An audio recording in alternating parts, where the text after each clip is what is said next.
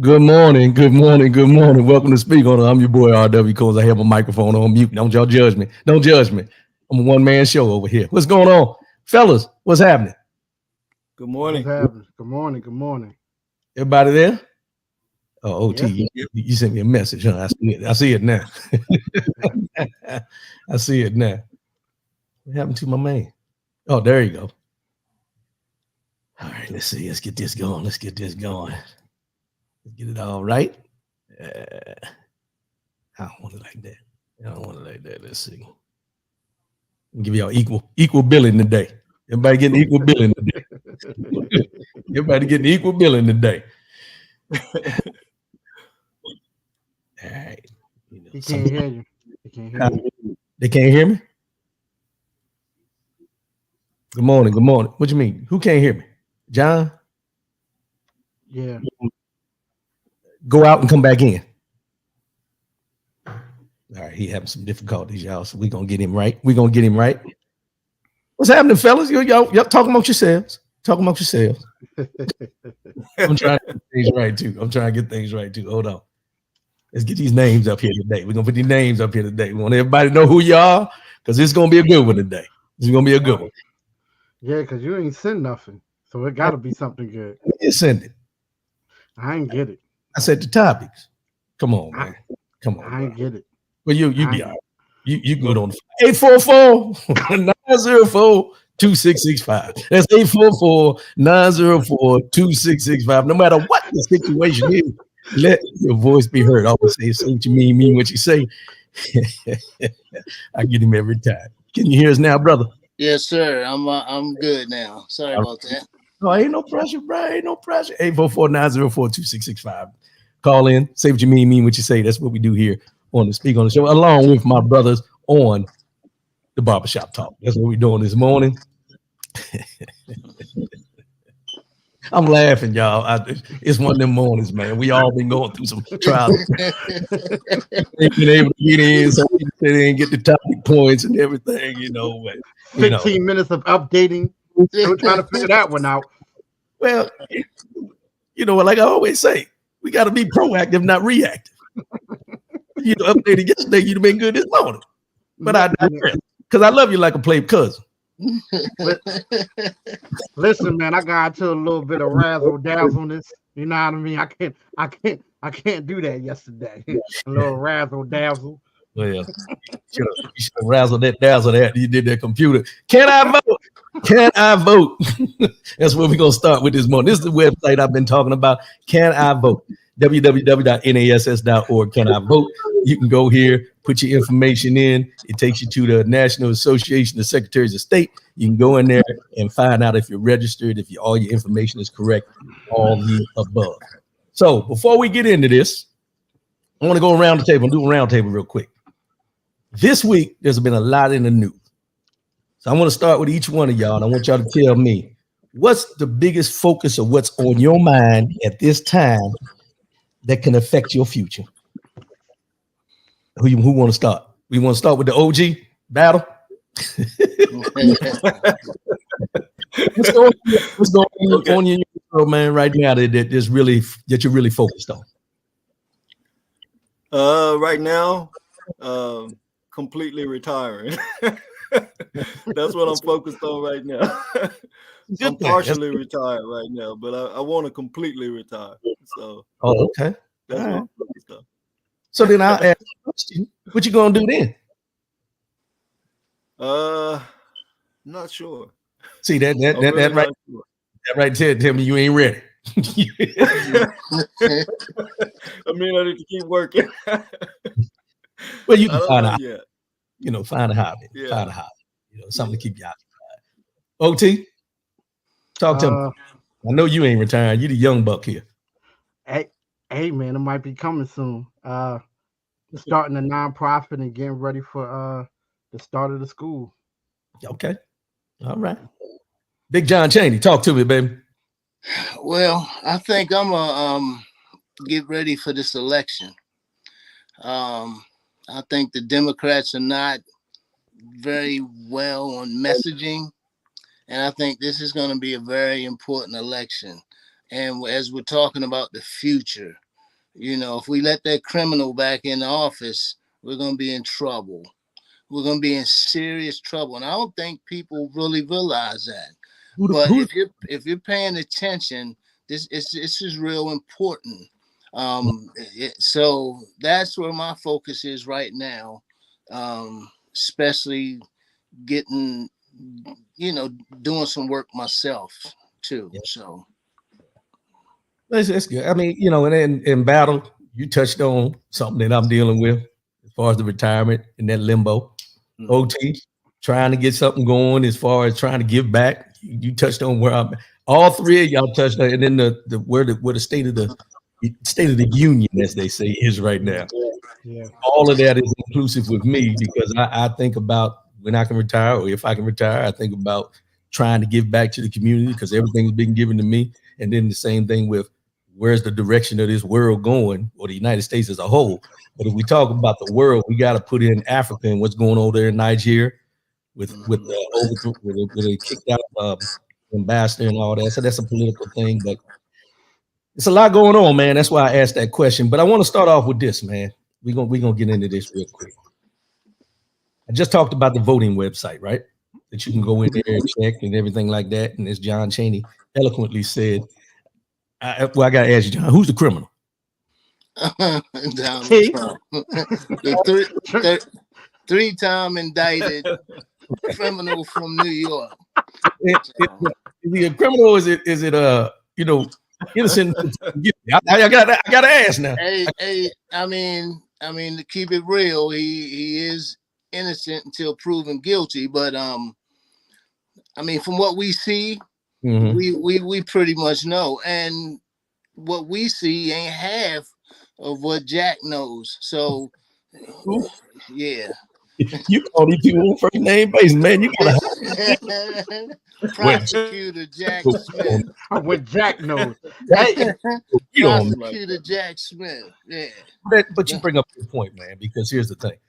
If everybody's paying attention, and everybody I'm sure is paying attention and hear this, I think a lot of us lose focus because we're tired of hearing it. Let's just I agree. But at the same time, we have to continue to pay attention to this because we're talking about our livelihood. And with everything that's going on in Florida already, you got to pay attention to what this person, because here's the thing, and I'll piggyback on what John said. If this person if he is not held accountable for what he has done over these indictments and what these indictments for somehow, some way, and he's elected back into office because we didn't do our jobs as far as voting and all that stuff, he's coming in with a vengeance. He's going to try to go after anybody and everybody and do anything and everything in his will and whatever he can do to change the narrative and do things to people that is going to affect us, because we already know his mentality about us. He want our vote, but he don't want us. Yeah, absolutely. All that's into play. So here's what I'm gonna ask y'all this morning. We're gonna start off with the voting. OT, the topics were voting,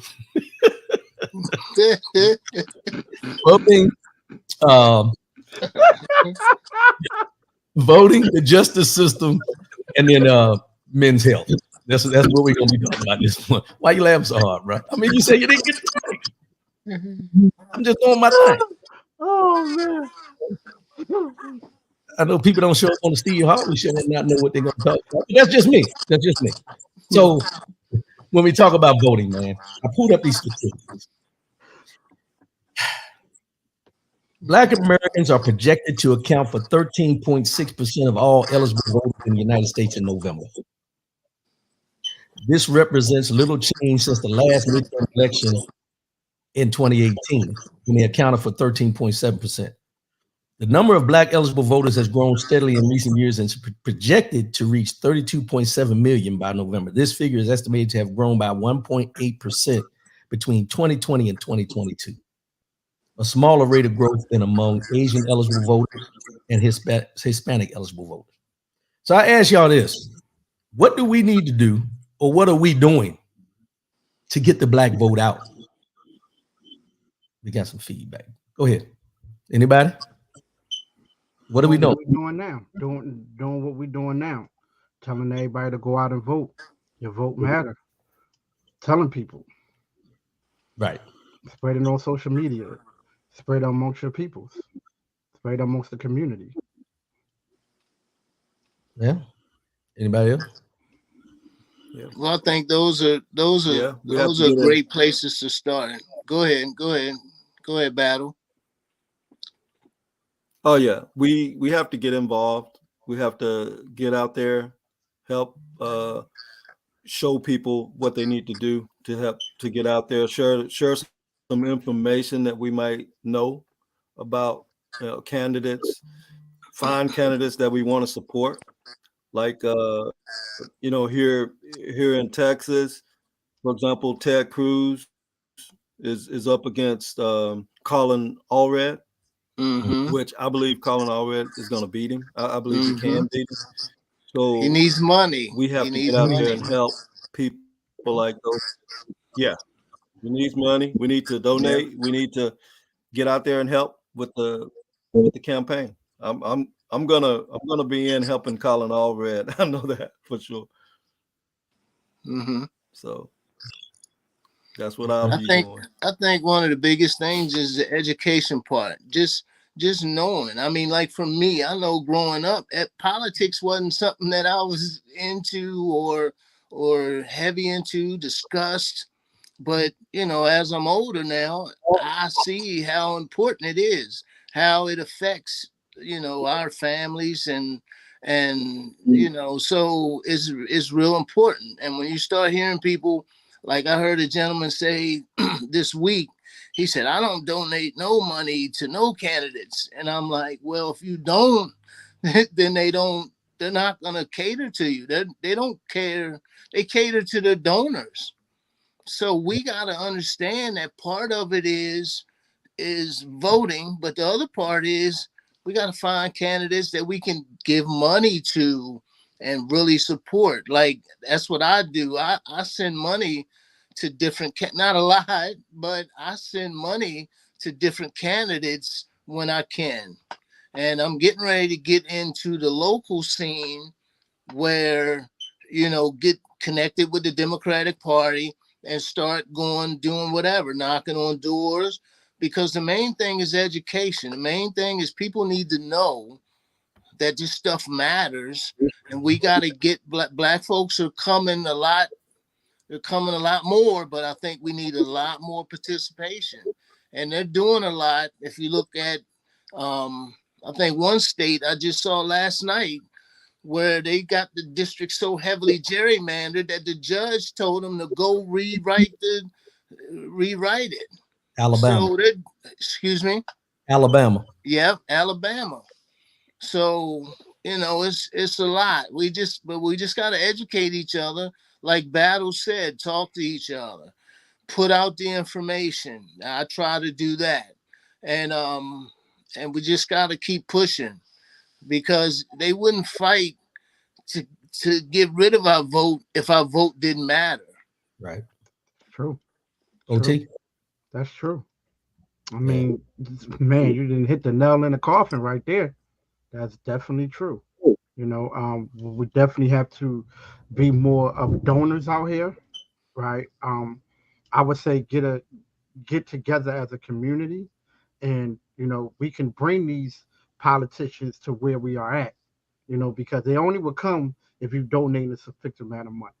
So when they know that you're donating, and you got a whole group of people that have thousands, like I'm willing to start a GoFundMe page, like for real. Seriously, let's Yeah. let's start a GoFundMe page for different cities for us, and have these people come here. Because you want this $100,000, well, this is what we want. Yeah, You know what I mean? absolutely, absolutely, and the And votes. So yeah, if you got 1,000 people and you're giving certain amount of money, yeah, when those politicians come to town, first thing they say is, in the black community, who do we need to talk to? yep, And then yep. when you got a group like that, that's powerful because now they got to come get those 1,000 votes and they got to hmm come get that $100,000. But hmm if you don't, if they look on that map and see that you don't vote, they not coming in your neighborhood. That's a fact. I'm gonna ask this question. I'm gonna ask this, and this is a facetious question, but it's a real question. So, John, you touched on it, and then OT picked up on it. But I'm gonna ask this question in this manner: why is the main focus of garnering or getting our votes geared around money? Why is it all about money? If I'm running for something, I need to fund my own. Something wrong with my microphone. I guess it's mine, y'all. I'm sorry. But go ahead. Somebody help me out with that. They got to take money out of politics. Go ahead. They got to take the money is in it. It's part of it now. So if we want to play the game, we got to play by the rules that they're playing by until we can get it changed. But now, go ahead. I asked that because what you said was, like OT said, we started GoFundMe. So we started GoFundMe and get all this money for someone to come. What are we doing? Are we buying the vote, or are we imposing our will to have them do what we want them to do? Well, go ahead. I think the money part is kind of, I think it's kind of twofold though. I think in some cases, when big money enters into politics, it is people trying to buy influence. They're trying to buy votes, pretty much. But also, it takes money to get your word out there. The media costs money, TV costs money, radio costs money. Everything costs a lot of money. So you can't get your word out there without those funds. So it is twofold though, because some politicians make a lot of money when they run for office, right? You know, versus actually putting out something that people can use at the time, because they're just running at the time, and some of them still end up rich. Well, but I think one of the other parts we forgot is we got to make sure that we pick good candidates. You know, that's the other part of it. We got to make sure that we picking candidates that have our best interests, you know, that their agenda lines up with what we need. So we're not just picking people and trying to make them do what we want.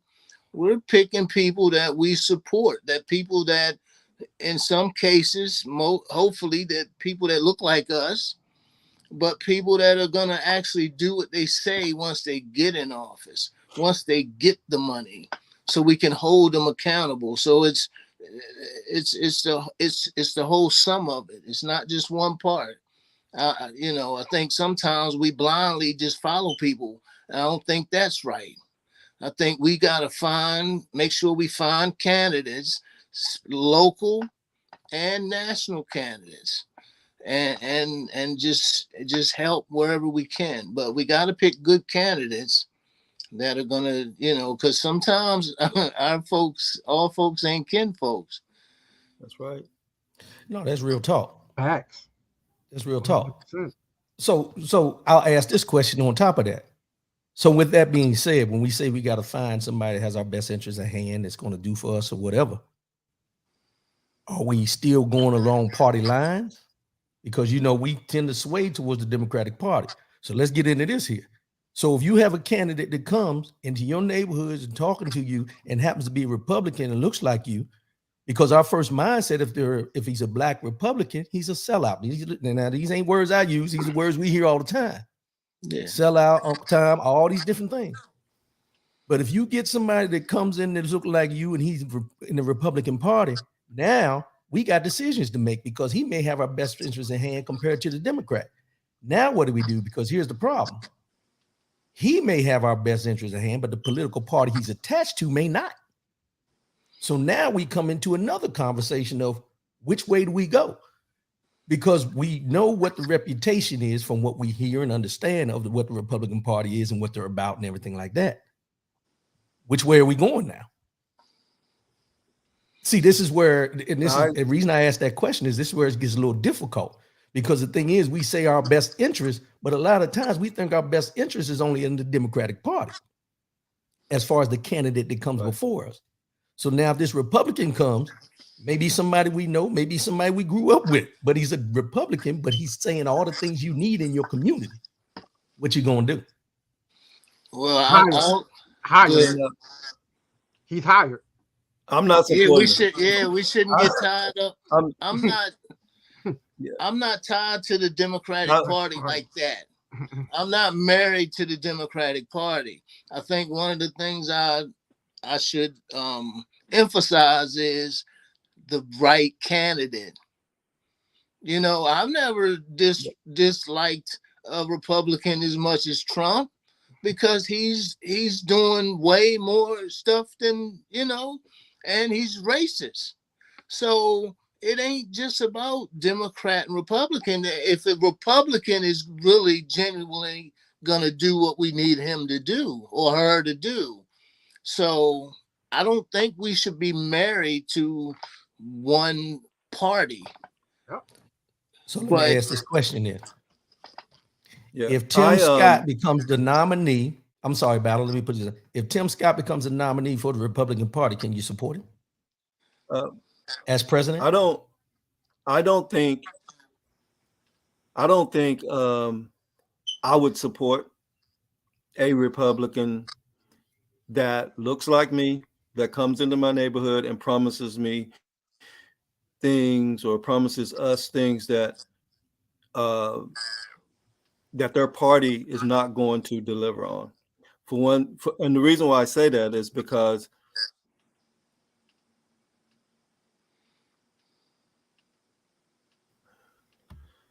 I keep losing my connection here. But for me, it's like I cannot be associated with people who don't speak out against the types of things that I see from that party. And then there is why I asked that question. Well, because we wait, let me just say this. Because historically, what we have seen and what we understand. So anyway, go ahead, Val. Okay, but I can't support someone that may have a good message, but they are still associated with a party who has been against everything that I stand for. Because it's like, I guess it's like, I don't want to be associated with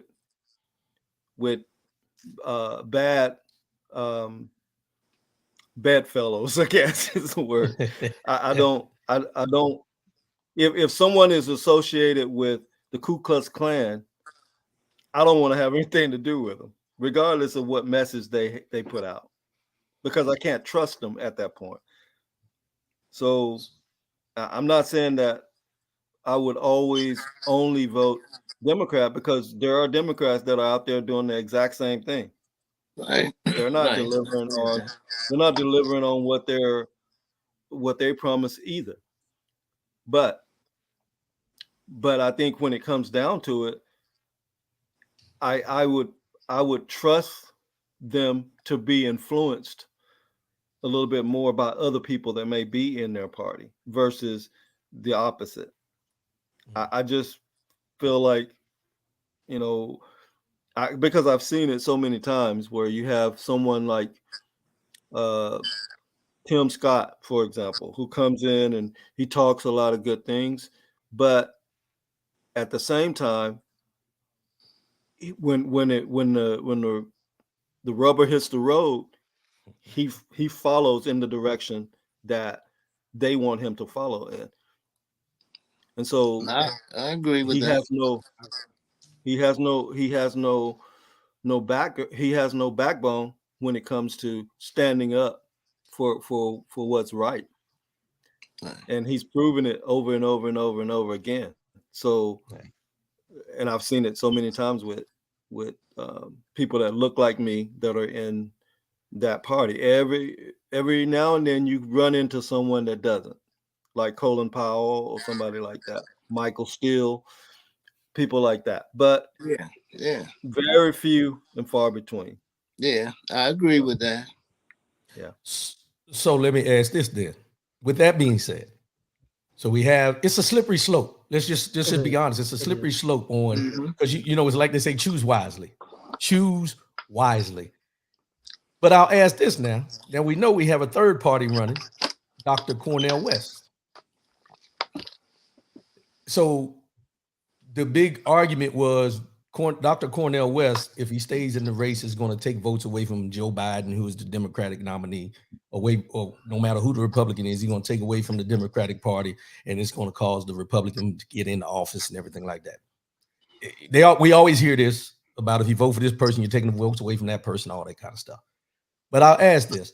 With Dr. Cornel West in the race, now you have another party, and I think everyone knows who Dr. Cornel West is, right?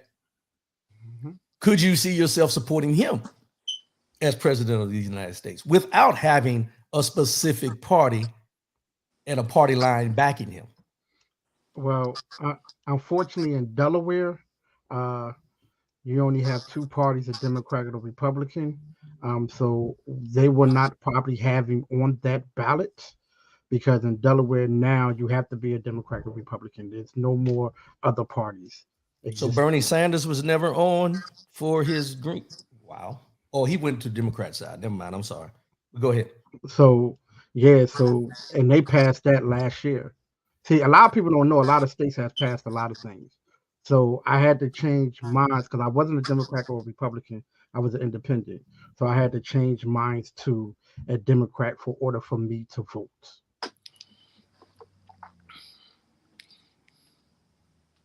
I can't hear you. A lot of states, I was turning it off because of feedback, but a lot of states are like that. They don't recognize an independent voter. You got to go one side or the other, which also causes a problem. So there's a lot of things that need to be changed as far as the political system as a whole. Yep. Yeah. And like John said, here's where my mindset is, and let me just throw it out there. We have these conversations, and we're having it this morning, but there's many other people that had these conversations about the voting and everything like this, and the two political party, and it doesn't seem fair and all these type things. But we're always, in most cases, from the outside looking in. We're not getting into the system and into these conversations and in these town halls and everything to impose our will. Mm-hmm. We'll talk about it like this, but we won't talk about it in front of them. Mm-hmm.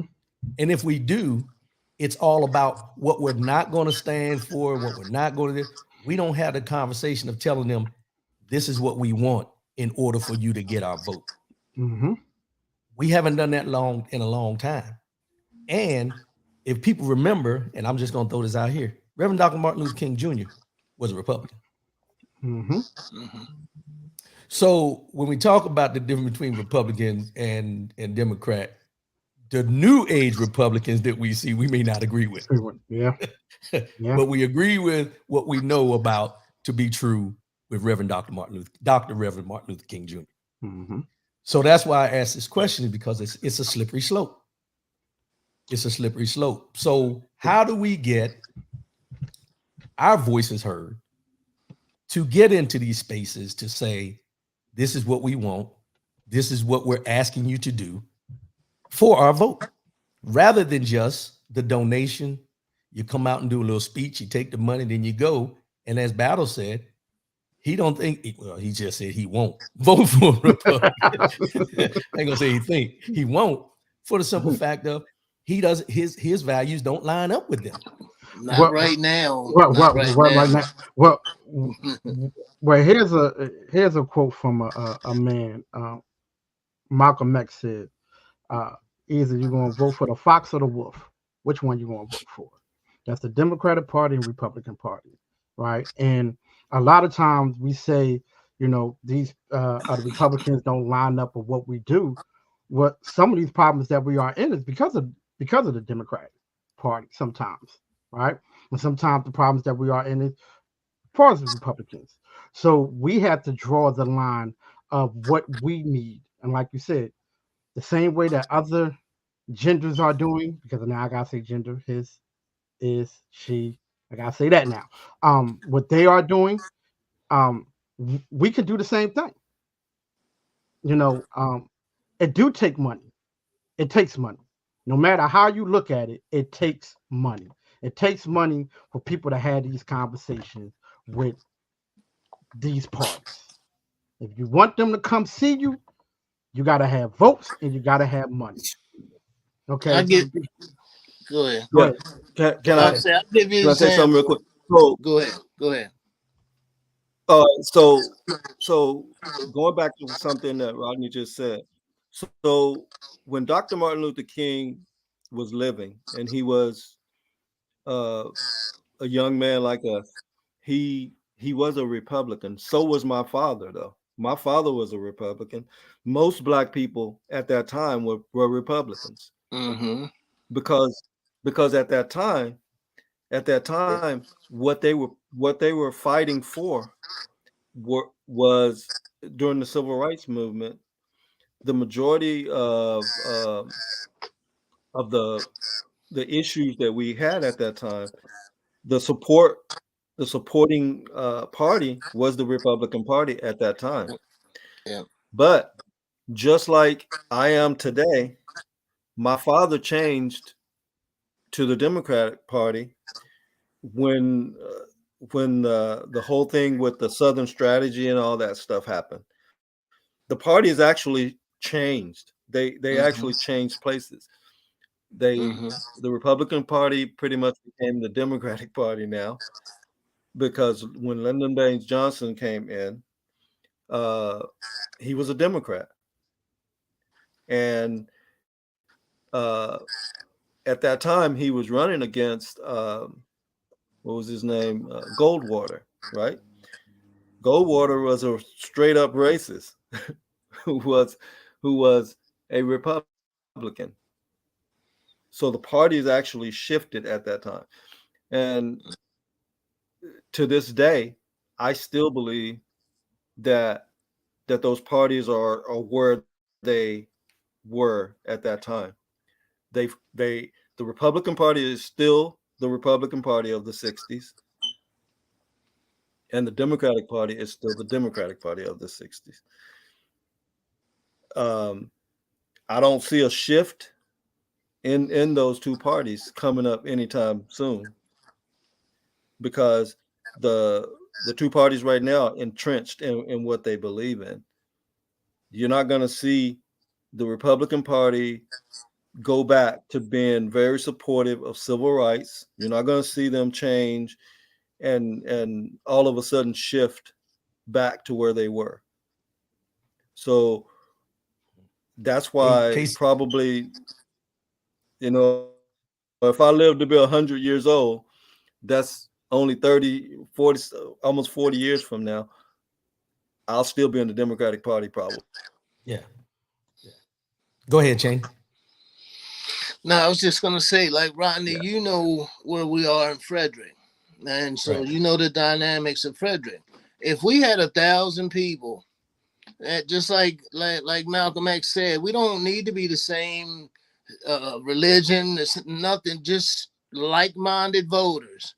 And if you had 1,000 people in Frederick, and you had everybody on the same page, and we were donating money, any politician in Frederick that came to Frederick would have to talk to that group.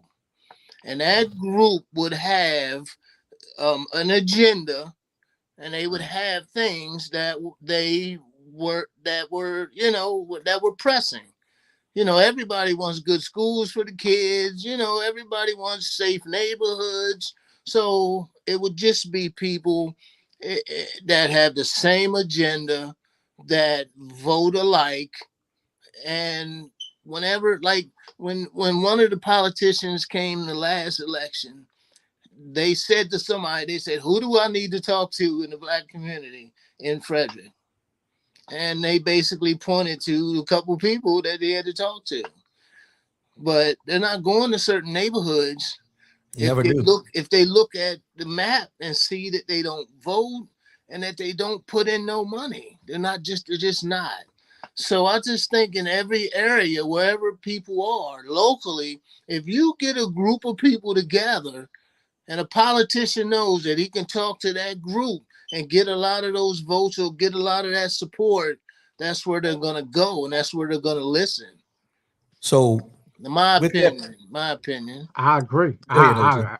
I agree. You know, we've been talking about that for a long time, right? Of Mm-hmm. everybody having the same agenda. The reason why politicians don't take us so seriously because we all on different kind of pages.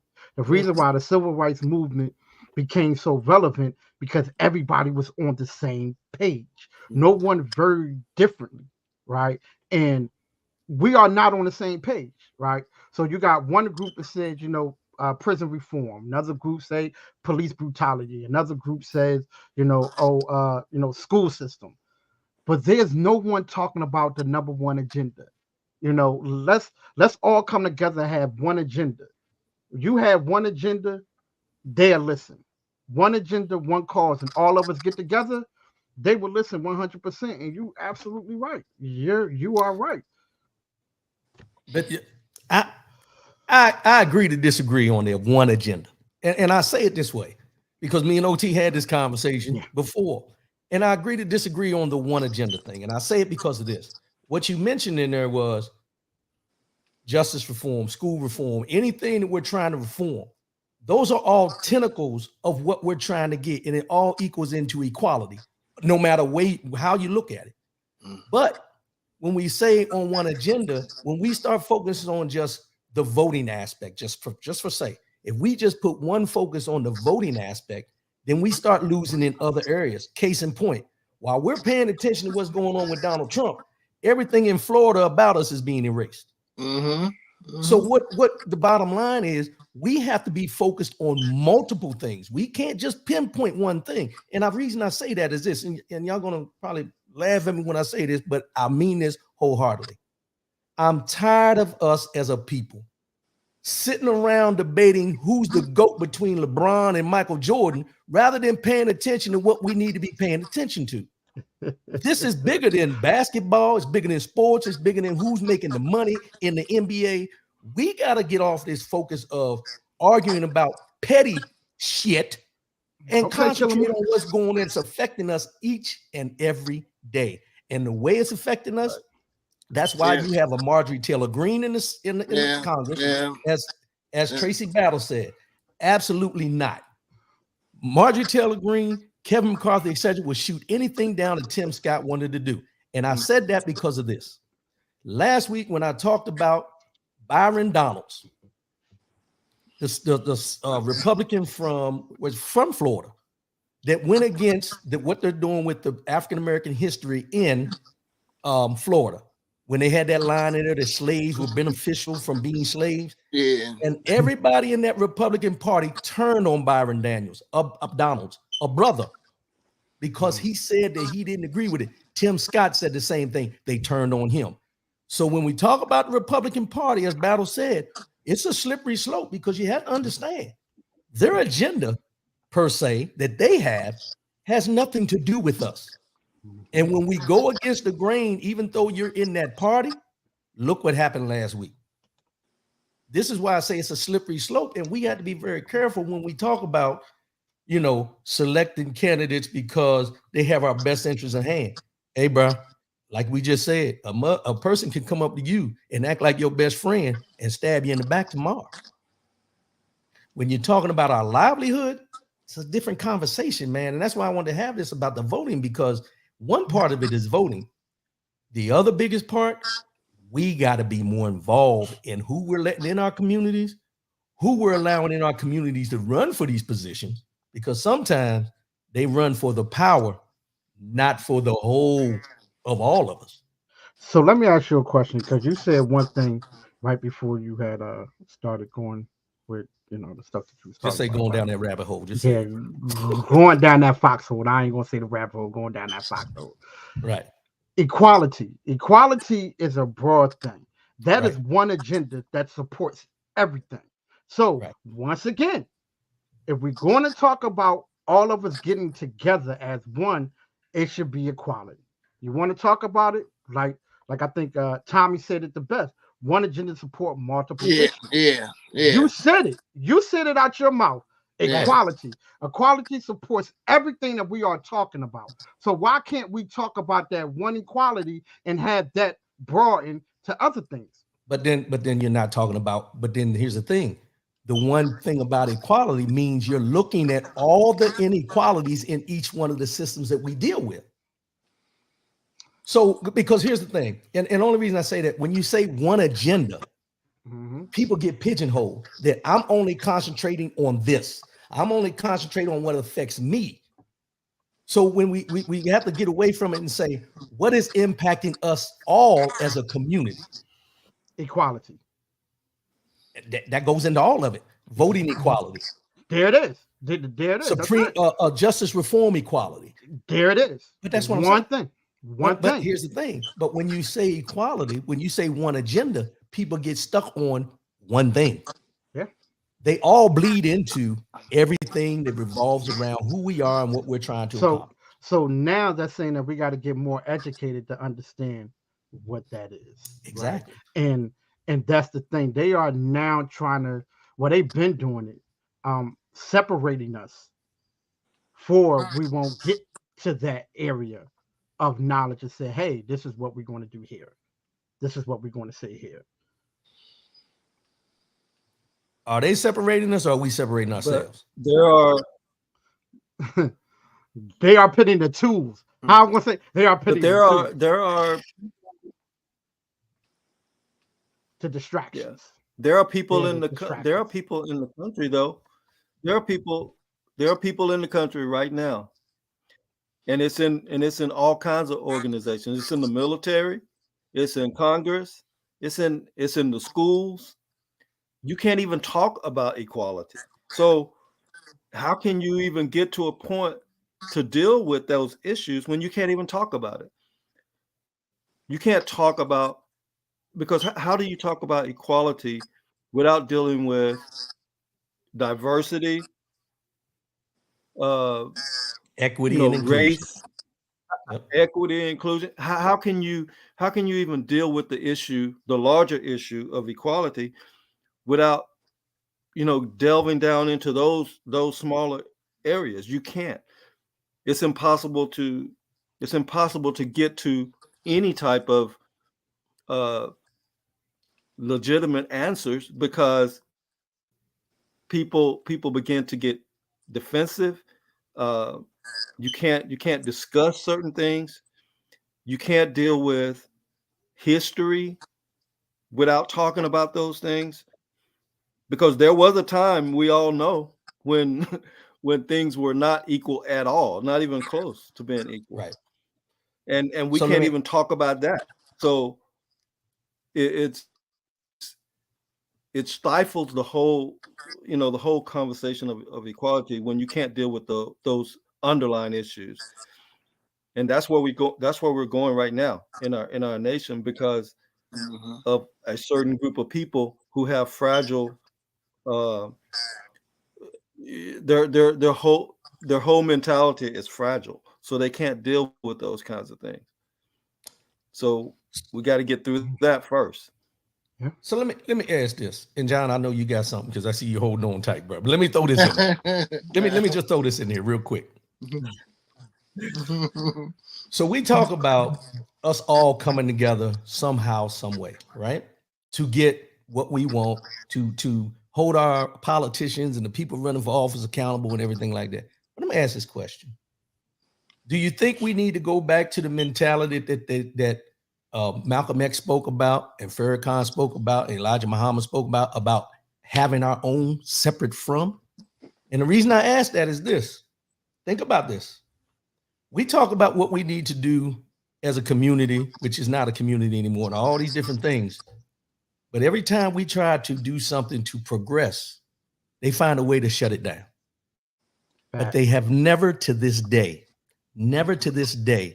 has anybody been able to tell me why the KKK is still in existence, why white nationalism is still a prominent factor in this country.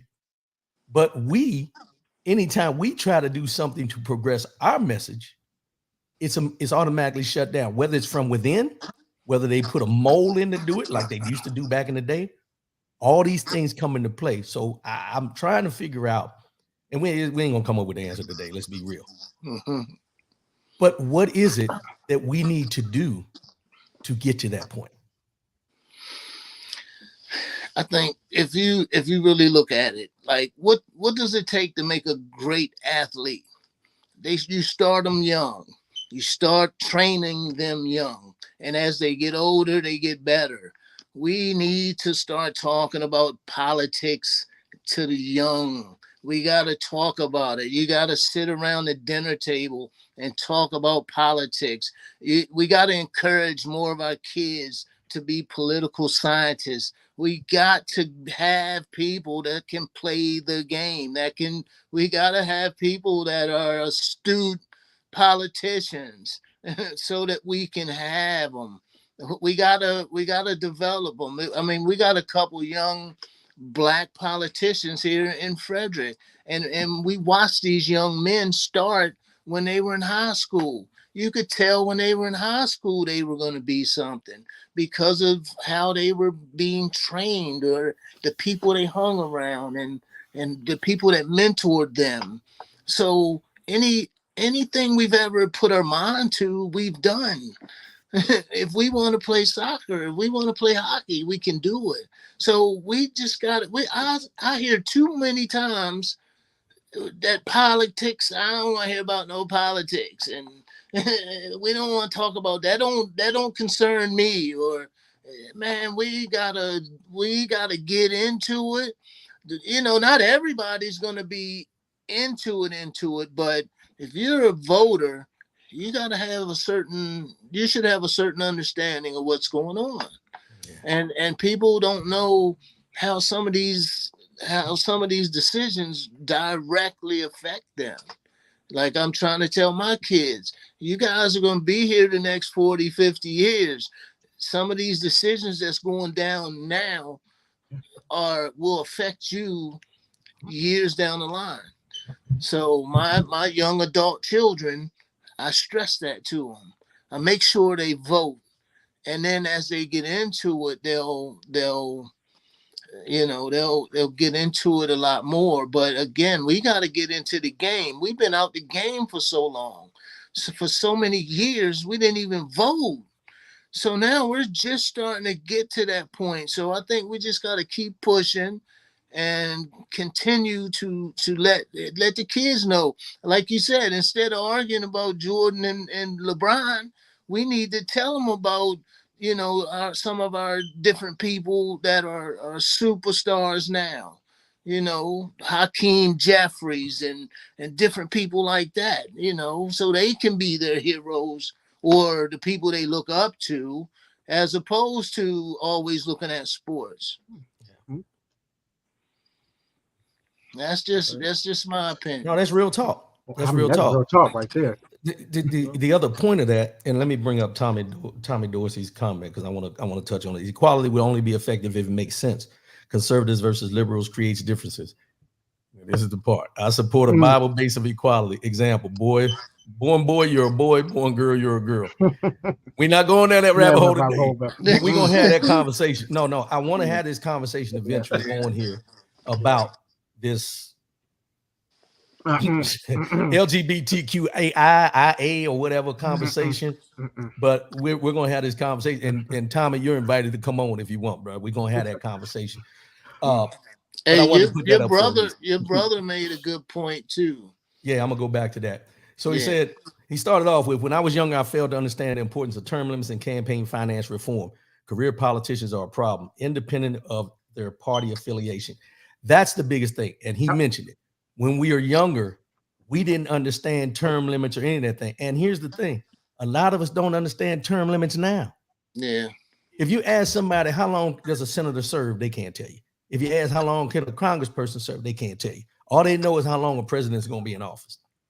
Every 4 years, we put in a new president.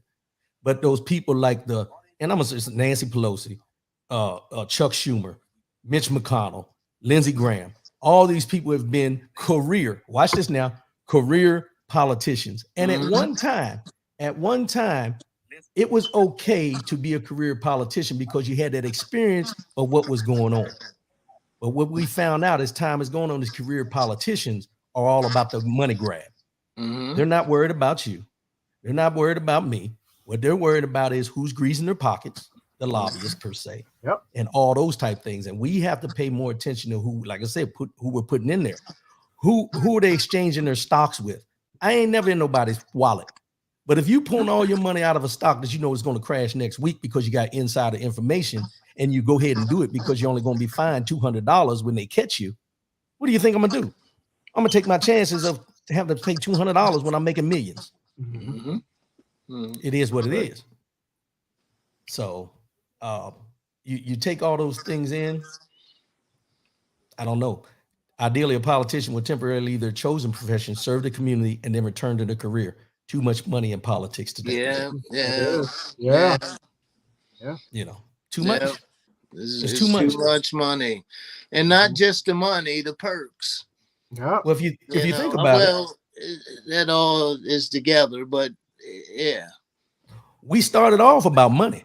Think about this now. We started off about money, and look at where we're at now in this conversation. The money was the main thing we started with. And we've gone from leaving the money out of the equation to everything that's wrong with the system before we get to the money. And like you said in the beginning, John, if we took a bunch of people and had like $100,000 to put behind a candidate, how quickly would that candidate come to that neighborhood compared to how quick he comes now? It's sad, but yeah, exactly. You know, because it's all monetarily driven. Then if we don't, then what happens? If we don't play the game the same way they playing the game, then what happens? Well, the thing is, I'm not saying like again, just like paying them off, but there's campaign rules and there's certain amounts you can donate. Are there? I'm sorry. Go ahead. Say your point, bro. We know the loopholes, but you know, technically there's rules. But again, if we don't play the game the way it's being played, we're going to be left behind. Again, that's just my opinion. I agree. I definitely agree. We got to play that game. I mean, everybody, listen. You know what I mean? Different organizations is playing the game. Different organizations are getting perks out the game. You know, let's go ahead and be honest. We ain't even going to talk about, you know, we're going to talk about the mayors and the governors and the senators and stuff like that. We ain't even going to get to the presidency. But those people, you know what I mean? Those politicians are playing those games. Some of these organizations are getting perks off of the games that those companies and organizations are giving them, right? So if you want these 4,000 votes, this is what we want in our community, right? They say, oh, okay, well, we all know about them back deals. We all know about them backroom deals and the backroom doors opens and stuff like that. It's happened. So if you want them to come to these communities, right, around the violent communities, that's what you're going to have to do. But they're not going to come. And I'm going to give you a prime example why they ain't coming. Let's look at what's been in the news about Clarence Thomas. Let's just be real. Clarence Thomas has been getting perks from these billionaires since he's been on the Supreme Court. They're not playing checkers. They're playing chess. See, we at this level. Our little donation of $100 here or whatever we give these politicians is one thing. But when you can buy a Supreme Court justice to get his vote for something that you got coming before that court, and everybody act like it's okay, it's not an ethical violation, we get back to that again. They paid for Roe versus Wade overturned. They paid for that. And that billionaire, he paid for a lot of other things. So, but what are they doing about it? Nothing. Justice Alito said the Congress should not be involved in Supreme Court business. Cut and dry. They have no right to be in Supreme Court business, no matter how unethical they are as judges. But now, I'm going to give you the difference in this. So you're asking us not to pay attention to what they were doing for Clarence Thomas over there, but you want us to pay attention to the judge that Barack Obama put on the court that is going to be overseeing Donald Trump's the last indictment he just had. Mm-hmm. And they want to put her off of the case because she was appointed by Barack Obama. So where's the balance here? But she was supported 95-0. She was voted So 95-0 to be in that seat. Everybody's screaming right now for her. The same people that voted her in. But again, if we're not in the game, like for instance, if you want more black coaches, you need more black athletic directors. So like when we elected Joe Biden, now we have another black Supreme Court justice. So we gotta again play the game. We gotta get people in these places that can make decisions, and it should start locally. I mean, we're looking at the national level, but like Battles in Houston, he's doing what he do what he got to do. Do what you got to do in Delaware.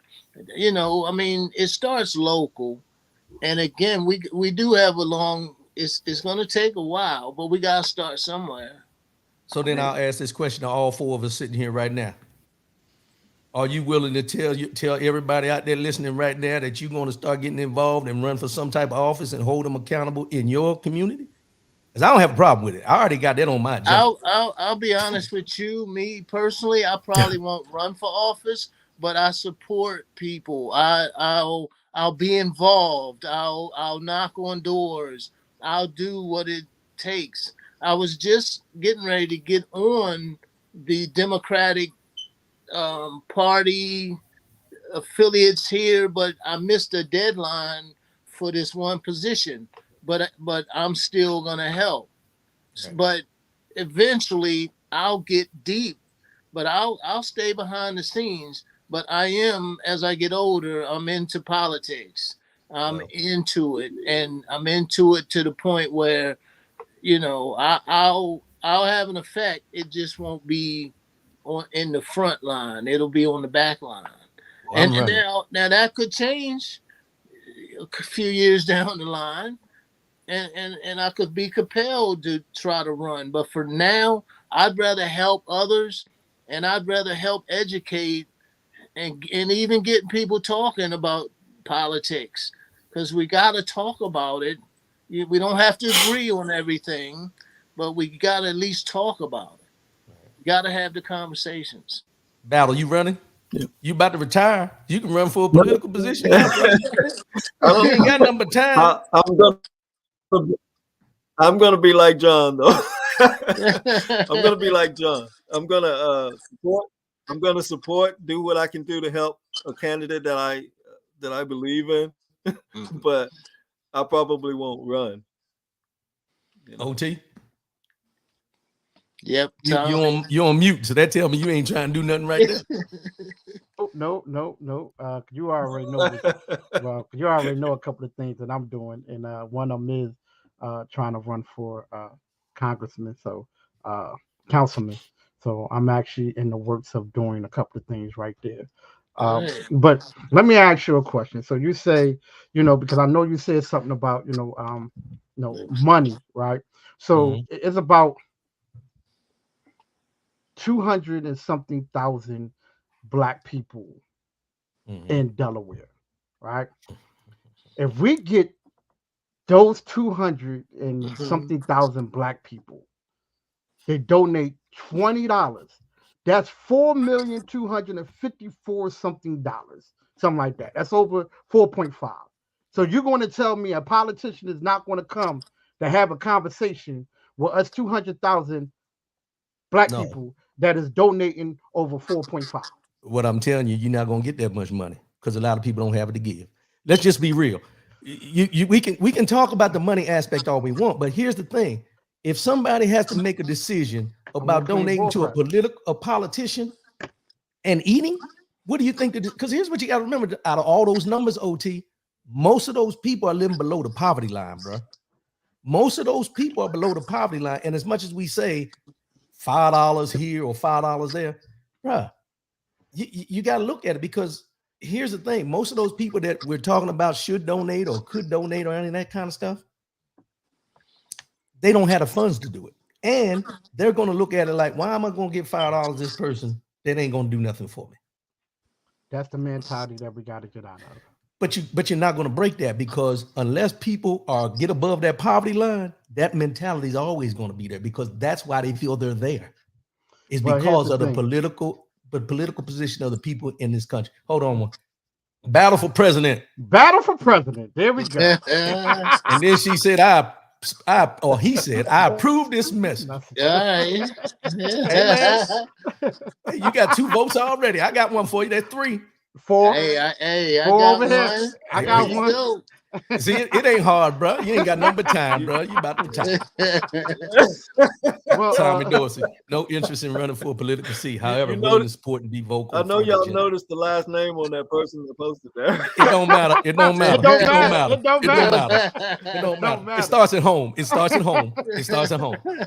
But because I gotta say this, but John said something that was very relevant. We got to start with these kids, right? Yeah.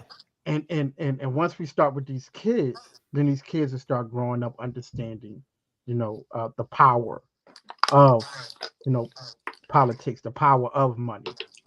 So let's ask this question. Say you take a Saturday, right? Mm-hmm. And you say, you know what?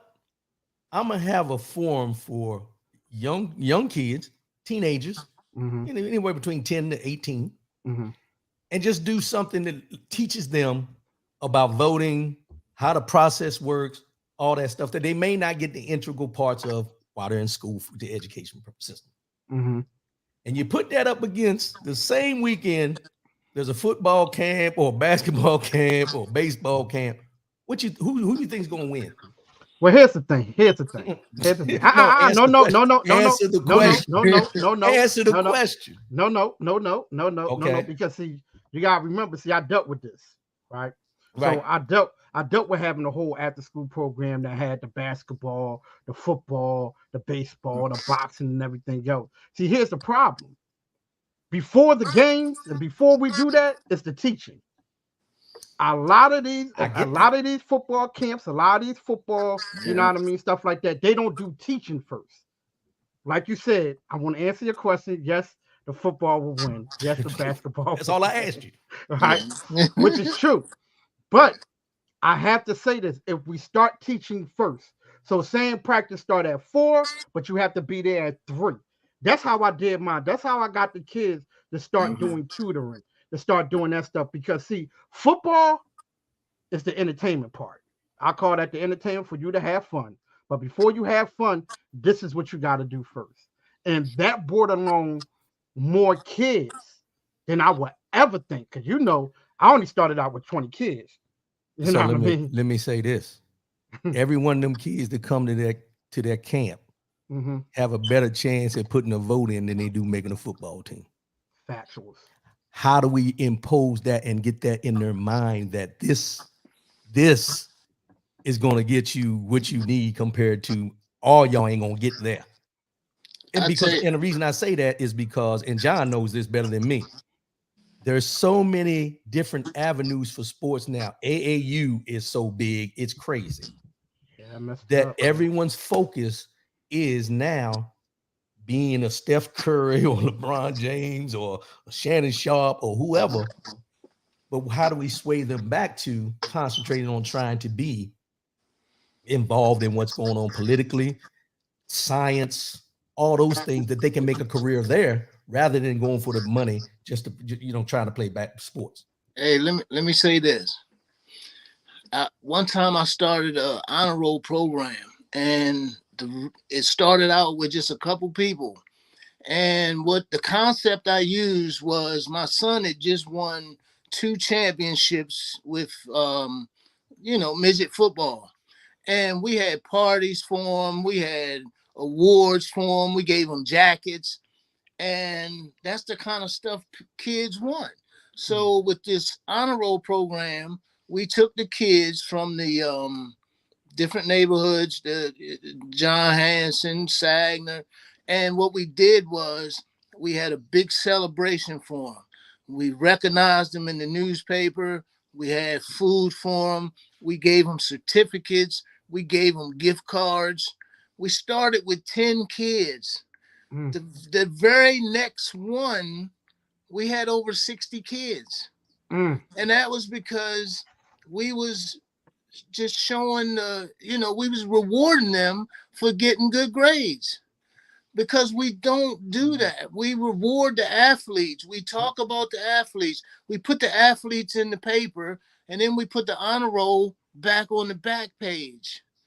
So I just think, and it would take some time, but I just think if we, again, put emphasis on this, recognize kids for this, and made a big deal out of them, then more would be involved. Now football is still going to be, the winner. it's popular and it's still going to maybe win. So then you don't have those programs the same day as the football program. But I'm telling you, when we emphasize it, when we give them, we give them the attention, a lot of times that's all they need. And then once a couple kids start talking about it, and again, it's not something that's going to jump off right away, but it's something we should be just hacking away at. Start small with a small group of kids, and then keep moving. But we just gotta educate the kids, man. And the younger they are that we expose them to it, I just think the better off we're gonna be. I agree. You got to start chopping away. I mean, hey, listen, I know about it. I did it. And, a lot of those kids didn't end up as some of the best basketball players out there. A lot of them now are college graduates. A lot of them now are working family men and stuff like that. So, the same way that us as coaches, because being a coach, us as coaches sit down and teach them plays, we could teach them the same thing. Yeah, And that's all I'm saying. That's all I'm a saying. lot of time we be so focused on, the basketballs and the AAUs and the football, because now the football gonna end up turning to AAU. You know that, right? It's coming. It's coming. It's coming. I give it about another year because they're getting together now talking about it, and it has to be a line drawn where it say, okay, first let's educate y'all first, because a lot of them got some bad grades, man, and I know because I dealt with kids that was in AAUs that had bad grades and stuff like that. That's why some of the AAU kids started coming to my tutoring program, because they like, hey man, listen, dude, I got to get back on board. Yeah. So we definitely have to start educating them first, and then letting them play sports. So let me ask this question. The same way the schools got a rule, right? The schools got a rule, right? You got to have a 2.5. Got to have a 2.5 GPA. Well, we got to start having rules like that too. But that's why they have AAU, so they can get around it. But anyway, let me ask this question, because I know we're over a little bit. So I'm gonna ask this question before we go, because we're talking about education now, and I think everybody here heard about LeBron James' school up in Akron, Ohio, the I Promise School. The whole 8th grade class failed the state math test. How does that happen? And not just because it's LeBron James' school, but it was highlighted. How does that happen in an educational environment in this day and age? One thing that I am disappointed right now. A whole 8th grade. One thing that I am disappointed right now is that you highlighted it just the way the media highlighted it. Let's talk about not only in that school, but in the majority of the United States of America, right. Half of the 8th grade classes are failing math. How do that happen? I don't even have the answer. But I'm just more disappointed in you right now, RW. No. Listen, only reason I highlighted is because it came up this week. We know it's a problem, right? But wait a minute. You didn't let me finish. I didn't want you to highlight and say, but you didn't let me finish. That's what everybody is saying. But you didn't let me finish.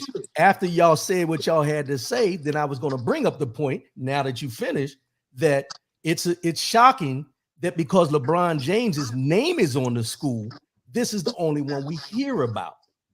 That's the point I was making with this, because we know the curriculums in most of these schools are not being held to account for what they're supposed to do.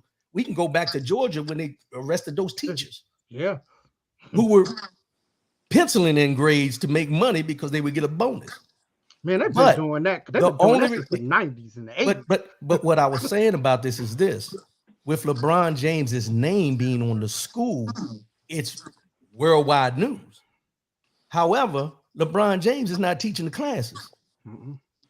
The state board of education is in charge of the curriculum in those classes. So where were they halfway through the school year when they found out these kids wasn't going to pass by the end of the school year? That's the point I was going with, because you can't hold him accountable when you have all these other. They don't hold the board of education director accountable all the time for everything that happens in the school. His name's just on the school.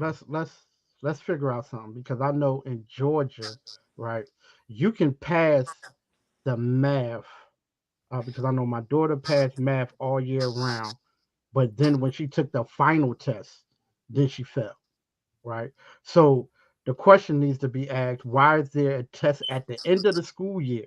Because we don't know. It might be a test at the end of the school year that these kids could have passed math for the whole 4 semesters, and then after the school year, they got to take a test to pass math. That might have happened. And of That's course, what it was. Yeah. And then, of course, ain't no kid going to remember what they did in the first semester of school, bro. Everybody hold on, OT. Hold on. Everybody know that. Because this is where we fall short. Everybody. We make excuses for when we don't meet a standard. Because the bottom line, wait a minute, let me finish. This is the problem. A whole school for 8th graders fail. Whether it's LeBron James school or one in your neighborhood or whatever, kids are failing. And what we're saying is, well, they may have been good the whole year, but they took their final test and they couldn't make. If you had to write a thesis for your master's and you went through all that education and your thesis don't make it, does that mean you didn't learn nothing the whole way through? Or is that thesis the main focus of why you didn't meet the curriculum of what you had to do? It goes into what we were talking about with the voting as well. We make excuses for why we don't do what we should do, and we know we should do. Just like I made an excuse for the people that don't want to get $5 because of the poverty level. You see what I'm saying? Yeah. We tend to inject excuses in rather than solutions. So, you know, when we talk about education, we're mad because they're taking history out of schools in Florida, but we're making excuses for what happened at LeBron James' school in Acton, Ohio. That's all I'm saying. And it goes into the point of we have to be consistent. And this is why we all can't get on the same page. We're not consistent in what we're trying to do when we talk about an agenda. Because if we're mad about the education they're taking out, then we should be mad about the education that they're not taking in. That's the best way I can put it. I'm sorry, I didn't even go down that rabbit hole. But, I just don't know. I didn't read about it, so I don't want to speak on it. No, it was. Yeah. And the only reason it made the news. The only reason it made news because LeBron James's name is on the school. And if we start talking about education and tests, that's a whole show. Yeah, because I could talk. Yeah, I could talk about that. Yeah, we're gonna wrap this up for today. But we didn't get into half the stuff we were talking about. We was on voting the whole time in the politics, which is good. That's how it should be. And I appreciate y'all. But I want to end with this. So with everything we talked about today, to wrap it all up, all y'all said y'all wasn't running for no office except for OT and me. I don't know what you in battle scared of, but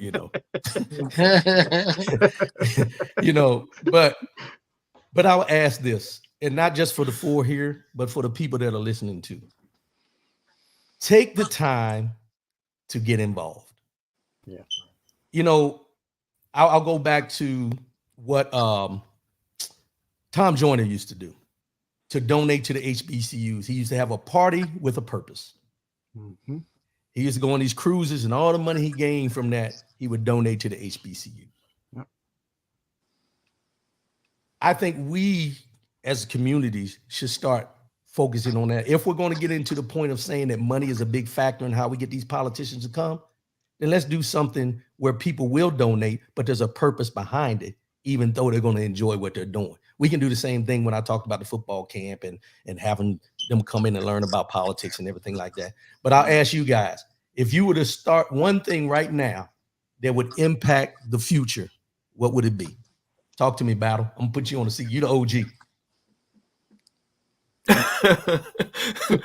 I would, if I could start anything, I think I would start some type of,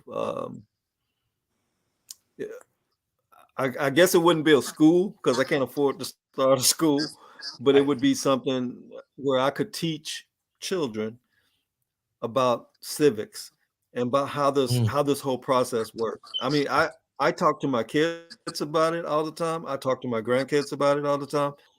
And I know they probably get tired of hearing me talk about it, but I would start some type of academy, whether it's online academy or something, where I could help kids learn about this process because it's important. And a lot of people these days don't look at it that way. You know, again, like I was saying earlier, I grew up at a time when my father was very, very passionate about it. My father would basically scold us if we did not vote. He made us vote. He worked at the polls every year until he was deep into his 80s. Wow. So he would be very disappointed if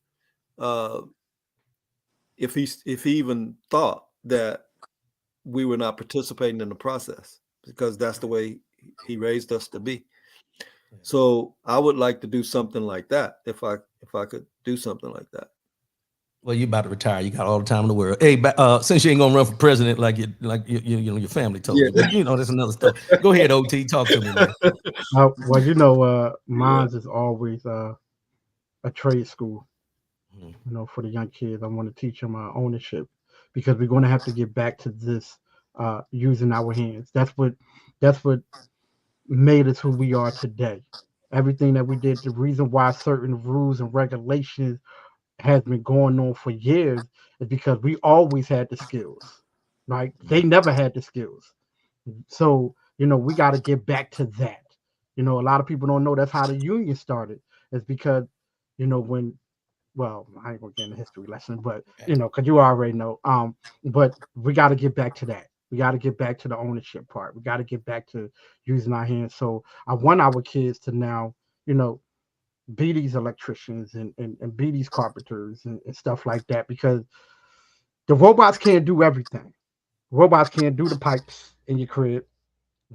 Some robots will be able to build the little homes, but they can't do the details of the home. So for me, it would be my technical school that I've been talking about for the last 3 years of doing that for the kids, right? Ownership, financial ownership, and stuff like that. So that's the reason why I'm trying to run for councilman. John Jane, talk to him. Hey, hold on, John. Hold on. That was a good political point you put out there. That's the reason I'm running for council. What are you like? You on the debate stage or something?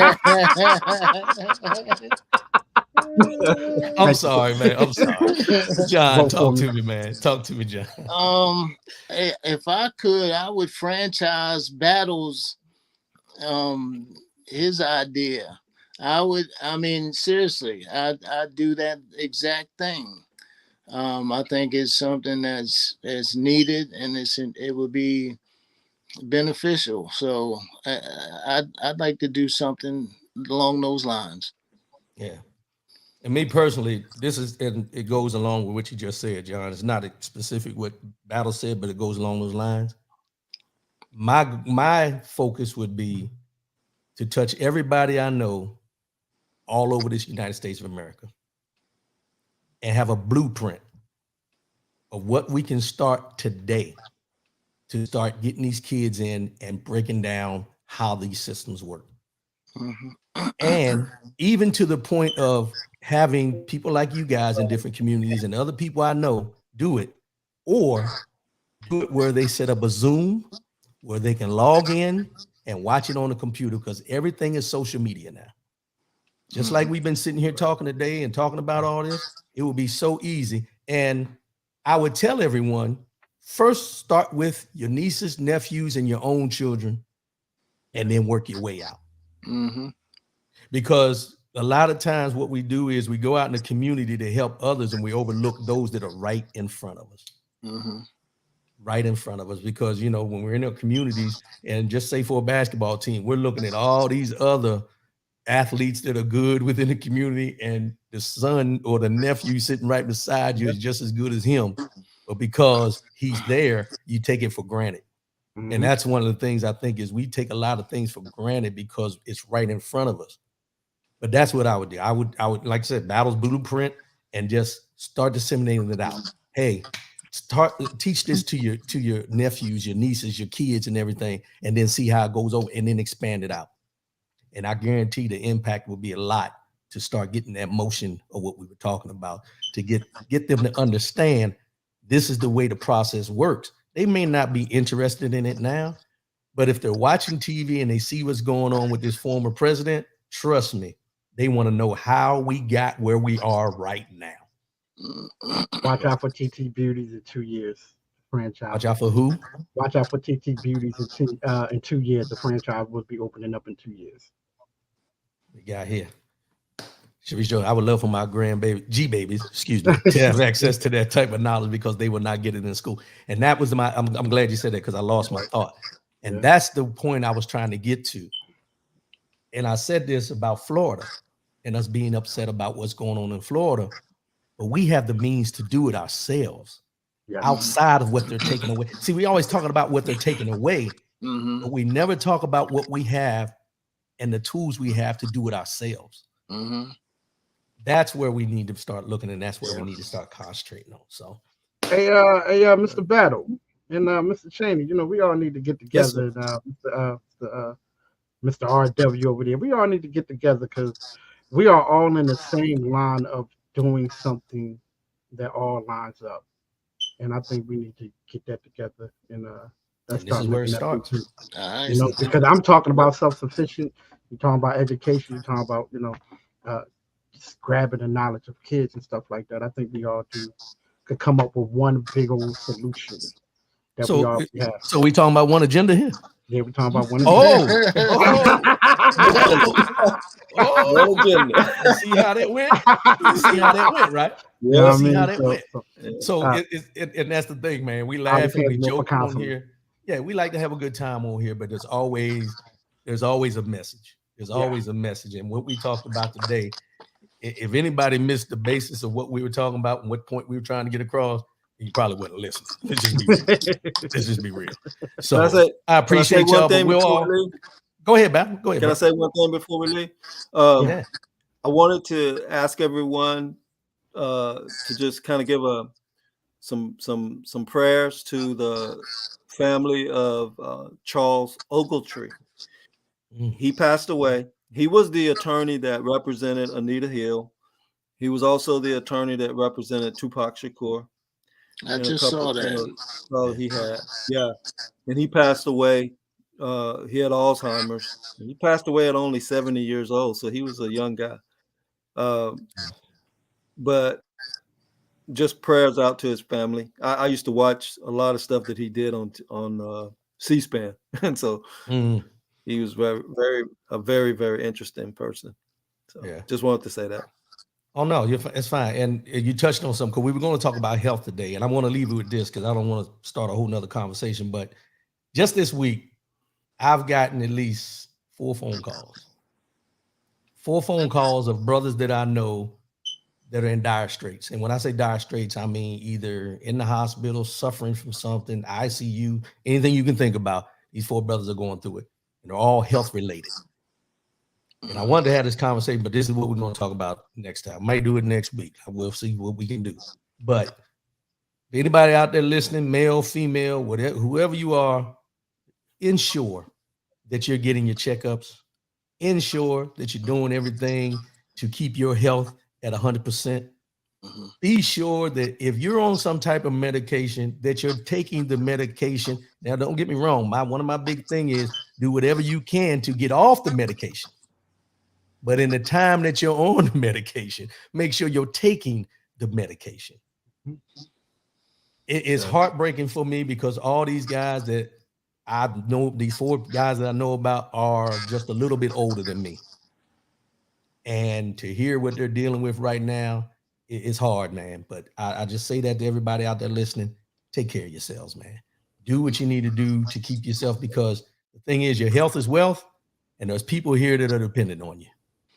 And if you're not taking care of yourself, not only that, issue. Say something. Not only that, say something. Because a lot of times we are not saying anything because we don't want people to know. But there are people that needs to know that can help. Say something. Say something. You know what I mean? So if you're not doing good, say something. And not just to your family, say something to the damn doctor when you go in there. Yes. Stop being, that's what the doctor's for. Stop being shy. Yeah. Hey doc, I got something up in, up also, in, that ain't feeling right. Go ahead. Also, prayers to Malcolm Massenberg. That's one of the 4. Prayers out to him as well and his family, because he's been struggling for a while now. So prayers out to him and his family. Yep. We have to remember to take care of our mental health. That's another part. It's all inclusive. When you say health now, don't leave out the mental part. All inclusive. Absolutely. It's all go lay on that couch and talk to somebody. I just had my colonoscopy. TMI, John. TMI. No, I'm joking. No, actually, that's seriously. That's something serious that we don't talk about in our community. So I just wanted to let you know, we do need to get those done. I've had brothers that have left us and younger than us, and a lot of people don't get it done. So I mean, I'm sorry if I. No, I'm just messing with. No, it needs to be talked about. We're gonna talk about. I had mine a year ago. It came out good. Yep. OT proud to tell y'all. I had mine a year ago. Yes, sir. It took me a year, but I'm a man again. It took me a year. All right, time to wrap. Woke up a little wet, but I'm good though. Hey. But I told you it's a family show. See, that's why I mute his microphone. But I appreciate everybody tuning in, man. And like I said, we always like to have a good time. We also like to put the message out there. So I appreciate everybody tuning in. As I always say before I sign off, love yourself, love one another, keep your head up, and most definitely keep your faith in God. I'll see y'all again next week. Maybe have another barbershop. Stay tuned. Like, share, and subscribe. That's what we do. Thank you, guys. I'm out, Pete. Peace, y'all. Appreciate you. Peace. Good seeing y'all, man. Bye.